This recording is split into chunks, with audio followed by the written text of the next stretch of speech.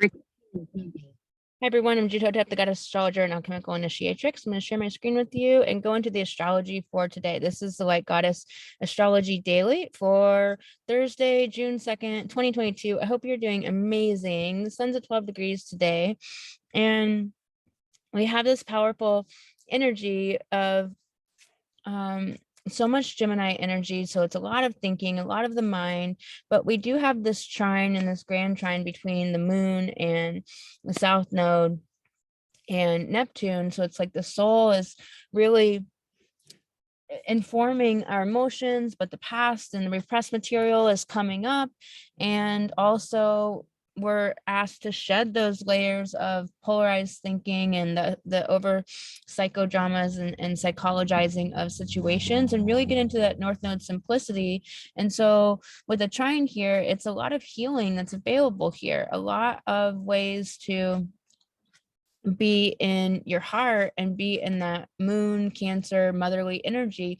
The moon's at home here in Cancer, and with Saturn at home in Aquarius and Neptune at home in Pisces and Mars at home in Aries and Venus at home in Taurus, there's so many planets at home. And so it's this really beautiful energy of strength. So our emotional world has the strength to go within to do that healing and releasing and to really work to be in the more positive emotions.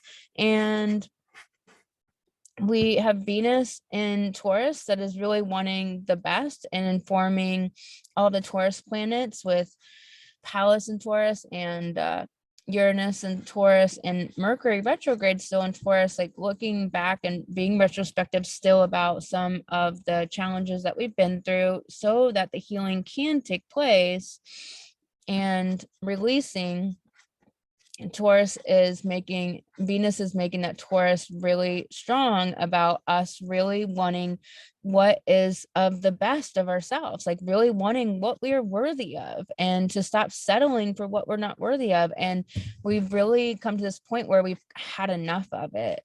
And Saturn in Aquarius is asking us to really be in this otherworldly place. Aquarius is otherworldly. Aquarius is out of this world. Aquarius is higher mind, higher technology. It's innovation, it's ingenuity, it's uniqueness. And so with Saturn, even though it's at home in Aquarius, but with Saturn there, the planet usually associated with the world and the structures and the different things, different parts of our world that are institutions and our main structures and commitment and determination. In Aquarius, it's like we have to be in the most unique way of living life and do things really out of this world, do things differently, do things we've never done before, be unique, be original, be the rare avis, be the maverick. You are a pioneer, you're a light goddess, you're a guide to the rest of humanity rising up out of this murky shadow. And we are really going to the other side of this 5D world and this new earth world.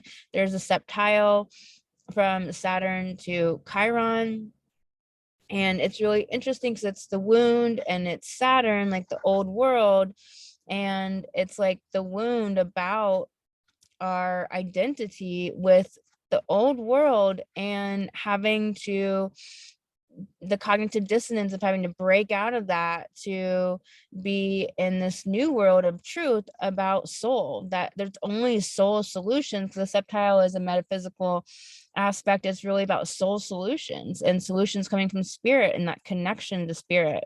And so there's these odd angles and trajectories though in the chart, making there be some questions and some funkiness to our days and our rhythms. It's not flow right now at all. And so really expecting delays, expecting there to be challenges and conflicts, but it's really when we're not on our spiritual path and really not in the divine feminine. And so I just want to pull cards and ask spirit to show us what we need to know about really being in that divine feminine, to really running our business on flow and sinking into the beauty of our heart and dealing with the shadow that comes up. So we have gentleness, really being gentle with yourself and allowing for that to be okay, allowing for wholesomeness to be okay, allowing for the loving feminine energy to exist within you, because it hasn't existed in the world for like 5,000 years. And so to allow it to exist within you, because you are that divine feminine example in the world. And we have courage. So being in the courage to be your unique self, to do the things that you really want to do, even though it feels like a risk or you don't know the outcome or you can't plan the future. The truth is we never could, but our lives were so boring, or the same old boring routines. We would be comfortable in them and could predict, well, I'm doing the same thing, most likely going to get the same result, right? So when you try new things and you have that courage, you're on the adventure. You don't know what's going to happen, but the truth is you never do. And the truth is, it's not very interesting of a life to be this automated, like automaton, to just be this robot here.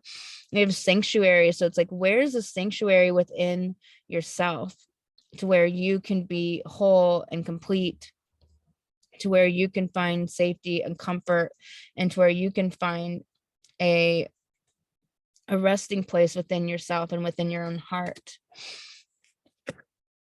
You have miracles, to expect miracles. Miracles are natural and normal, and when they're not happening, something is amiss.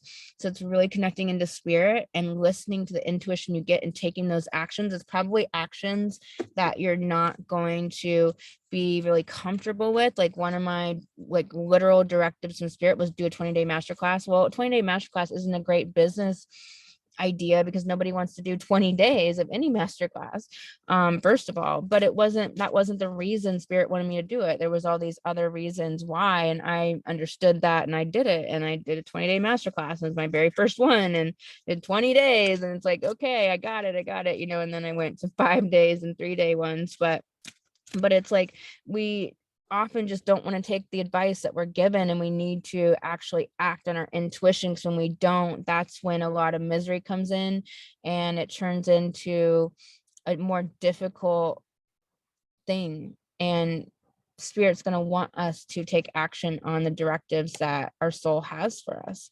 So it's best to do that when we can and when we get it, and we have that inspiration and that energy, and we have all this energy in the chart with all this Aries energy.